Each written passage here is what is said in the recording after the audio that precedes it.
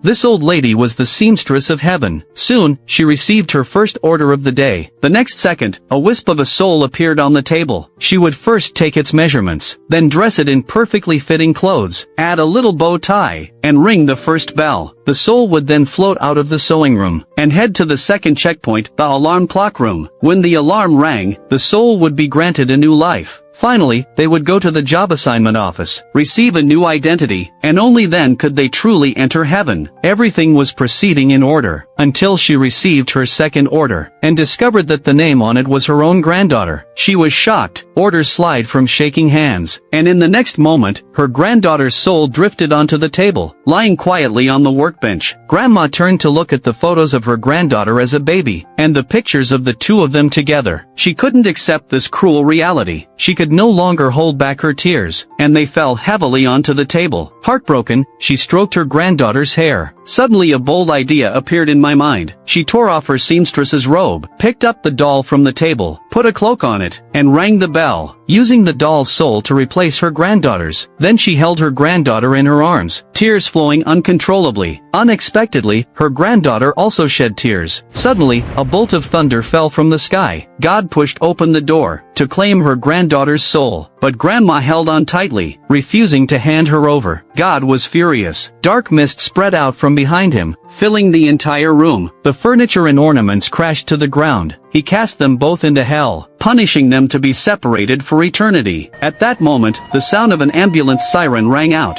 In the crowd, the girl who had been hit by a car was none other than the old lady's granddaughter. It turned out she had died saving a little dog. When God learned the truth, his heart softened. He placed the doll back on the table. The doll began to glow, the light piercing through the clouds, bringing the girl back to life. As for the old lady was taken to heaven by God.